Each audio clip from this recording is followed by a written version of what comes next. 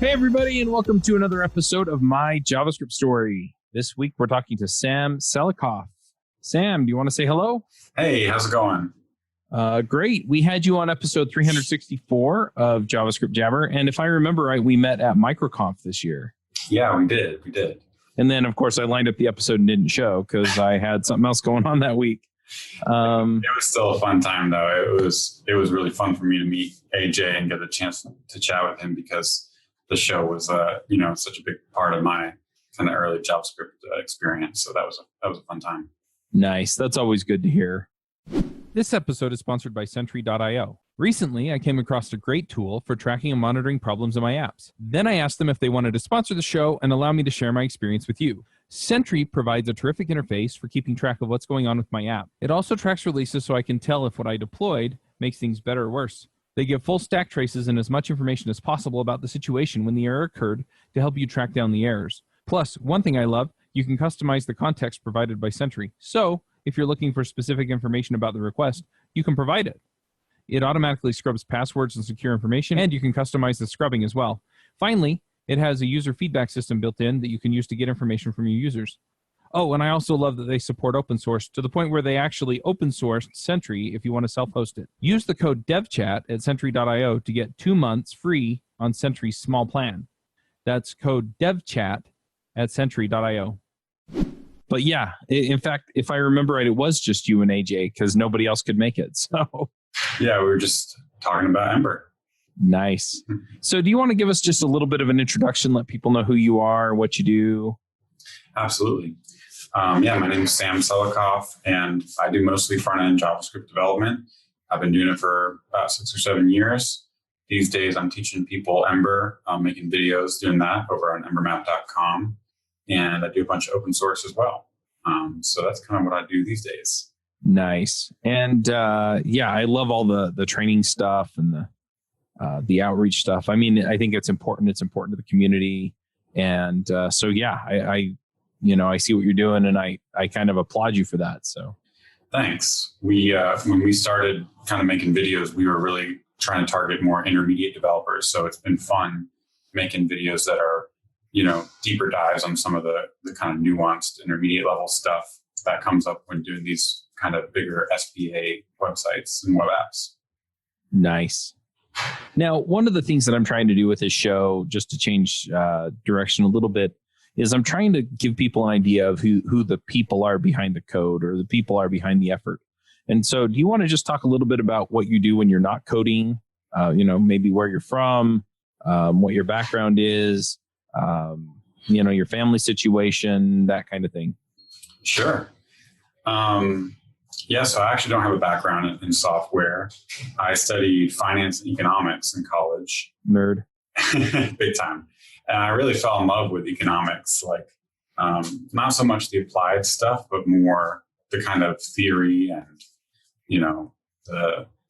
the knowledge, kind of the body of knowledge going back a couple hundred years, Dave Ricardo, Adam Smith, and then kind of getting into the Austrian economists. And I kind of fell in love with that stuff in college and wanted to be a professor, actually.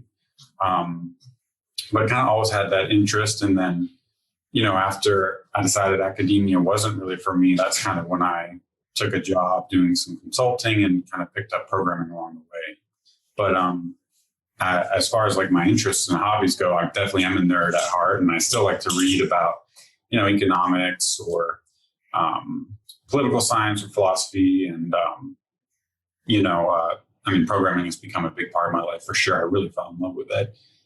Both the practice of it and kind of the theory of it. And so that still takes up a big part of my life. And then, other nerd stuff, video games and movies. I love watching movies and, fantasy and sci-fi, kind of, run-of-the-mill nerd stuff, I guess. Yeah. Nice. I'm also, I love music and grew up in a musical family. So grew up playing guitar at church, and my brother plays violin. My dad used to be a music teacher, so he kind of plays everything. So when we all get together for, Labor Day or Thanksgiving or Christmas, it's usually like a little mini bluegrass jam session. So that's still kind of a big part of my life. Very cool. That's really great. My 12-year-old daughter is getting into music, And my wife's family is very music inclined. So anyway, it's just kind of funny because she wants to write music, write songs, or she doesn't play any instruments yet. So we're starting to pull all that stuff together, and we're going to do a podcast about songwriting. So that's great. It should be fun. It seems like it's a really good time for that kind of thing for kids, especially the amount of resources out there and YouTube videos and everything. Yeah, I have a number of contacts out there in both a few of the local, not just like local to Utah, but other local area music scenes, and then some of the more, I guess, widely known professional music scenes as well in Nashville and stuff. So we're hoping to kind of line some stuff up, and it's going to be part, how did you write that song and what was your inspiration, and part, what should I be doing right now as a 12-year-old to, get to the point where I can write my own music at that level. So anyway, it should be fun. Nice. But yeah, I love that musical background and stuff. As far as the economic stuff goes, real quick, I'm kind of curious. You said you read a lot of books about that stuff. What are one or two books that you really like about economic theory or political science? Yeah, there's this book, Economics in One Lesson, by Henry Hazlitt. He used to be a journalist, but he has a surprisingly good grasp of, economic theory. And so since he is a journalist, he kind of makes it accessible, but it actually still is a pretty dense read. But that one's really good. Man, Economy, and State is like the big one. So that's like if you're really going deep. It's like Old Testament reading, the equivalents in religious studies. So that would be like the kind of the Bible version of that for economics. I always like Thomas Sowell. Basic Economics by Thomas Sowell is really excellent. It's another big one. I've recommended that one a few times. I like that one. Yeah, that's really great. Really great. Also, he's really good at making things accessible. But yeah, Henry Hazlitt has some other good articles, and as far as kind of the older stuff, he's pretty interesting. And then if you want to get more into the political philosophy, which has a lot of overlap with kind of the economics that I really got into back in college, Anatomy of the State by Murray Rothbard. It's like more like a 50-page essay really than a book, but that one's pretty thought-provoking if you've never read anything kind of about that's pretty on the extreme side as far as political philosophy goes, but it's pretty good. Very cool. I'll have to check some of those out. Cool. Hi, I'm Charles Maxwood. You've probably heard me on a lot of the shows on devchat.tv. The language that got me into programming and taught me to love it was Ruby. And eventually I got together with a bunch of my friends and we started the podcast Ruby Rogues. And that's how devchat.tv got its start. Ruby Rogues has been running since 2011 and has had conversations with a lot of people from the wider programming community that you've probably heard of, as well as very focused episodes with people from the Ruby community. If you're doing Ruby, if you love Ruby, if you're building tools in Ruby, then you should check out Ruby Rogues, and you can find it at rubyrogues.com. Well, let's move over toward the code arena for a minute. How did you get into programming? Yeah, so when I decided I didn't want to be, an economics professor, I was in Boston at the time, going to Boston College, working on a PhD, and I kind of finished the coursework and decided, I just didn't want to be in such a slow-moving, kind of bureaucratic industry like academia. Like even if I had forged my way through another 4 years just to get a PhD, it was then going to be like 7 or 8 years doing like postdoc work and before getting a position that I was going to be happy with. So I kind of decided to pull the plug on that. And one path for kind of PhD dropouts in econ is to do like economic consulting. And so I took a job working as like a litigation consultant where we were using some of the regression analysis techniques that we had learned in grad school. And some of the cases there were like involving enough data that you actually had to use SQL. So I actually got into programming through SQL, and also doing some Excel VBA stuff, just as part of like our work preparing data for the cases that we were working on. And I just kind of got more and more into it. And, between making pie charts in Excel and reading depositions and then doing some coding with SQL and VBA, I was like, well, this part of the job is my favorite. Like if I could just come in every day and do, VBA and SQL and work with the data and stuff, like that would be awesome. And I kind of talked to my brother who has been a developer for a long time. And he was like, well, yeah, that's like what being a developer is. You just get to develop all day. That's like what it means to be a developer. So I was like, could I learn that? Like, I feel like I kind of missed the boat. I study economics and finance. But this stuff, I'm really drawn to it, and I don't have a CS degree. He was like, well, you don't need one. So if you learn, the basics of web development, you could probably get a job in a year. And that's all you really need. Nice. So you made the switch at that point? Basically decided, was so interested in it, started studying it at night. And within 8 months, was able to quit that job and get my first job as a programmer at a financial software company doing Perl development, actually. Nice. So, yeah. So you get in, you're doing Perl, you're writing all the stuff. I hear a lot of people tell the joke that Perl is a write-only language. Yeah, exactly. That's good. I haven't heard that. But it was just a big shop with a bunch of Perl scripts kind of in production. Very successful company. But a lot of it was just Perl scripts manipulating custom data files and all sorts of stuff like that.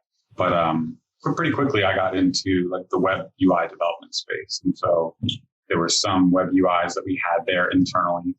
And I loved working on those, learning CSS and just tweaking those and making things polished and making nice UI interactions. And that kind of naturally led to JavaScript. Nice. So So you're writing the scripts, you get into web, and you're doing JavaScript.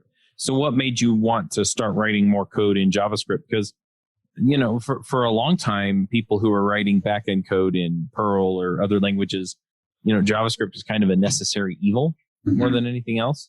Mm-hmm. Did you experience that, or did you come in after sort of the front end renaissance?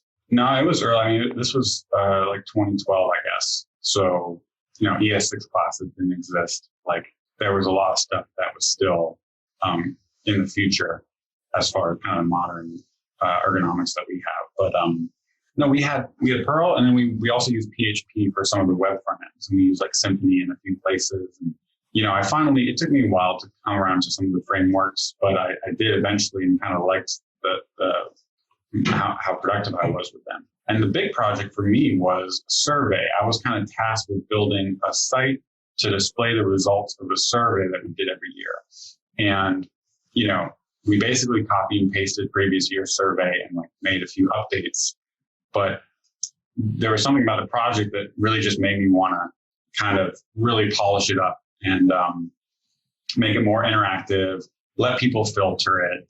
And I think the HTML5 push state, pop state API had landed and had enough support that I could basically let people filter the results of the survey and share links. And I thought that was the coolest thing, that you could load up the dashboard, the survey, and filter it down by department just to see the responses. I was also getting into D3 at the time, and that had a lot of overlap with my economics background. So a lot of people in the database community come from journalistic or academic backgrounds, and they do the same kinds of work, data visualization work that folks in academia do in their research. And so all that kind of combined to definitely push me towards JavaScript. And I built this backbone app with D3 data visualizations that synced its state to the URL. And I just had a lot of fun with that. And that's kind of when I knew the UI development stuff and the polish, this kind of intersection between the data and the UI is kind of where I want to live. Nice. So at that point, did you make your transition fully into the front end, or were you still writing back end code? I guess, do you still write back end code, or are you mostly focused on Ember? Yeah. So these days, mostly Ember, but I still, if I need to, I can write my own server, basically use Rails kind of for an API, that sort of thing. But I like focusing on the front end. That dashboard site was a backbone D3 kind of app. And, all of the backend API stuff was pretty ad hoc. But all the routing in that app was done manually because there was nothing a router that existed at the time. And I was in Boston, and Dockyard had kind of started up the Boston Ember meetup. Right. Started going there. And when I first found Ember and the router and realized how much basically that Ember's router did all of that work for me that I had just spent so long doing myself, I was really sold on the conventions and everything. So that's kind of when I decided I really fell in love with Ember, fell in love with the community, started working open source in the community, doing conference talks. And I kind of felt like I wanted my next step to be like a full-time job where I could work full-time on Ember, basically. So that's when I kind of, dove deeper into the Ember community, and then ended up getting a job at TED where I was doing basically Ember full-time. Very cool. So yeah. So why Ember? Why not, one of the more popular frameworks? Yeah, that's a good question. Well, back then, Backbone was the most popular framework. React hadn't really come out yet. And Vue certainly, I think it might have been being developed as far back as, 2013 or 2014, but I didn't know about it. And it wasn't really like a mainstream thing. I kind of liked Rails. I liked ThoughtBot. I liked Boku, some of those Rails consultancies in Boston. I like their writing, their thinking about software development, the idea of conventions over configuration, and, how to share more abstractions as a community. And I saw that a lot of people in the Ember community shared those same values. And just wanted to tackle the problem of building a JavaScript kind of fat client app from the whole problem, like taking the whole problem head on and, not just having just a view layer, just a data layer, kind of tackling the entire thing. And that really appealed to me and appealed to the kind of web apps that I wanted to build and see what web was capable of. So, that's why I first got into Ember, started doing some open source in the Ember community, and kind of ever since just, have been a part of that community, and definitely have followed people who have gone into React and Vue and other popular libraries, but, and frameworks and communities. But, so far, I think a lot of the communities learn from each other. But if I were going to build an application tomorrow, Ember would still kind of be my first choice because I'm familiar with it and I know you get a lot of things with it out of the box. Have you been thinking about building a mobile application, but you're a web developer and you're not really sure you want to learn Swift or Objective-C or Kotlin or Java or any of the languages that are used natively by those platforms? Well, you should check out React Native. React Native is a platform managed by Facebook. You can share a lot of your state management and other logic code between your applications. And we have a podcast that talks about all of the issues and all of the advantages of using React Native. And you can check that out at reactnativeradio.com.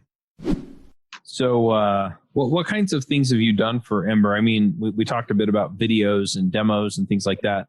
Have you contributed to open source there or given talks at conferences or things like that as well? Or Yep. So, given a few conference talks. My very first conference talk was about using D3 with Backbone, Angular, and Ember.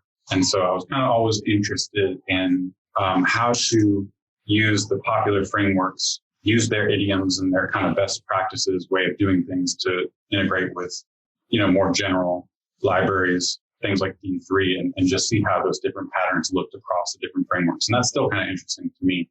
How would a React developer solve this problem versus a Vue developer versus an Ember developer? And then I've given some talks at EmberConf and some other Ember-related conferences about a couple of different things. But the main project I've worked on in the Ember community is called Mirage. And Mirage is a tool that lets you mock out backend APIs. And so that's kind of something that came from my work at TED and has been the main project that, probably if folks know me in the Ember community, that's how they know me. And we've done some trainings on that at EmberConf and made some videos on that as well. Cool. So, I can talk more about Mirage if you'd like. Why don't you go ahead and tell us a little bit about it real quick? Cool. So Mirage is basically in Ember. We have this data layer that's called Ember Data, and it's how you query data from the back end. And, because Ember is really focused on building like full SPAs, and there's that hard boundary between the front end and the back end, what you find is that, as the front end team grows, maybe the front end folks want to put a server in a different state than it would be that's on staging or even in production. They want more control over that server-side data. And Mirage lets them do that. Mirage basically gives front-end developers control over kind of a fake backend server that they can use to develop and test their application. And so it's kind of an easy way to set that up. And it works all in the browser. And that way you can build basically a production ready front end JavaScript application and just plug it into a real API and basically be confident that your code's going to work when it talks to the real thing. So that's what Mirage is all about. Started with trying to just standardize some of our testing code at TED, and we kind of we extracted it, made it general purpose for kind of all Ember developers, and now we're actually extracting it and making it general purpose for all frameworks. So it's going to work regardless if you're using Ember or React or Vue or anything. So yeah. Nice. So is that what you're spending most of your time on now, or? Yeah, so that definitely is. We're starting to learn more about, how React developers do data fetching and how, if you're building an SPA in Vue, like how are you thinking about fetching data from the server? Are you having a client-side cache similar to kind of how we have with Ember data in Ember applications? And how you think about sale data and refreshing data and all that kind of stuff. So that's kind of the interesting part to us. I'm talking kind of me and my colleague, Ryan Toronto. We both make the videos and we're both working on Mirage.js. But, as we've been building up some React projects of our own and learning the data fetching APIs, it's been fun seeing Mirage work. And it's pretty similar, I would say. I mean, at a high level, kind of the architectural decisions that you're making if you're working in React or Vue or Ember are pretty similar. You have a front end, you have a boundary, and you have a back end API. Every kind of rich JavaScript front end expects to talk to a back end with a certain contract. So if you can fulfill that contract with a Mirage server, then the front end developer can basically work a lot faster. They don't have to rely on a back end API being ready. They can even build their entire front end before the back end is ready at all. So this works pretty well when, there's a front end team and a back end team kind of working on their own. And we see Mirage being used for that situation a lot as well. Cool. Is there anything else in your background that you've done or contributed to JavaScript that you want to talk about real quick before we go to picks? Just different things here and there in the Ember community. I really love documentation. I really love kind of good documentation sites, and just education in general has kind of been a theme of a lot of the things I've been involved in. So one thing I did in the Ember community is this project called Ember CLI add-on docs, which is basically a way for other folks who make open source libraries to kind of quickly get a documentation site set up. And it has a bunch of kind of visual UI components that will help them style their markdown guides. It'll version their documentation. It'll automatically deploy it to GitHub with every different version. And it runs tests against kind of living tests against their documentation. And so that was a really fun project to work on. And now kind of as we're branching out into React and Vue and seeing how we can apply some of the open source lessons we've learned and some of the libraries that we built in Ember to these other communities, that's something else that I'm kind of also interested in. If there's kind of some way that, open source authors could have an easier way to maintain their documentation sites. Because it turns out it's actually quite a bit of work to version it, have the documentation lined up with the API docs and all that sort of thing. So yeah, that's kind of another active area of interest. Nice. All right. Well, we're getting toward the end of our time. I'd love to talk a little bit more about what you've got working on or what you've got going on. But I'm guessing people can probably find you on social media and, maybe a blog or YouTube channel or something like that and see that stuff. So where do they go to get information on what you're working on these days? Yeah, absolutely. Twitter's the best spot for sure. Twitter.com/Sam Selikoff. That's my handle. And MirageJS.com is where we're doing all of our Mirage stuff. So right now we're working on the docs for it, basically. The library has been extracted from the Ember CLI Mirage project, and we have demos of it working kind of in React apps and Vue apps. So that's been really exciting for us. And there's a little sign up there if you want to kind of follow along the progress. And, we talk about it and Ember and React and all things UI development on our podcast. And that's at EmberMap.com/podcast. Awesome. All right. Well, let's go ahead and do some picks. You've been on the show before, so you kind of follow along with what picks are. I'll go ahead and go first, though. The first thing I want to shout out about is Podcast Movement, which is a podcasting conference. It was this last week. It was held in Orlando, and I had a great time, ran into a bunch of people. really, really positive experience for me. Got a lot of ideas about different things that I could be doing. And definitely going to shout out about that. Nice. And Orlando, Florida. Yeah. Cool. That's where I'm from. Oh, really? Cool. Yeah. When I was 10, we moved down there, and my brother still lives down there. So. Nice. Well, one thing I figured out was when I go look for flights, I typically will check the box that says show me surrounding airports. Mm-hmm. And it turned out to be considerably cheaper for me to fly into Tampa as opposed to Orlando. And so I flew into Tampa. I rented a car. I still saved money. And then what that did is it freed me up to get into a VRBO.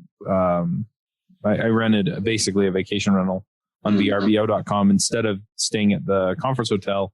And that saved me another pile of money. So, nice. I'm just going to throw that out there as a tip for folks. If you're looking for a convenient way to travel, that's definitely worth considering.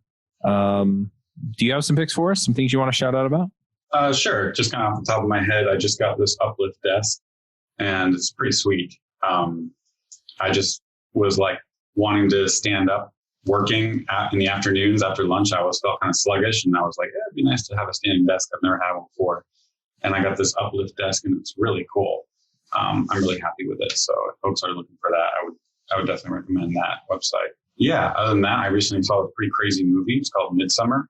And I haven't really been able to stop thinking about it since I saw it. So if you're into kind of spooky movies, pretty intense. It's from the guy who did Hereditary last year. But it's pretty beautiful, pretty intense and terrifying, but also very beautiful. Nice. All right. Well, thank you for coming, Sam. Absolutely. It's a pleasure. It's always fun chatting with you and everyone else on the program. Yep. Well, it's good talking to you too. I'm going to go ahead and sign off because I've got another call coming up. Cool. But we'll wrap this one up and we'll have another story next week. Thanks, Chuck. Thanks, everyone. Appreciate it. Yeah. Thank you. All right. Bye-bye. Bandwidth for this segment is provided by CacheFly, the world's fastest CDN. Deliver your content fast with CacheFly. Visit CacheFly.com to learn more.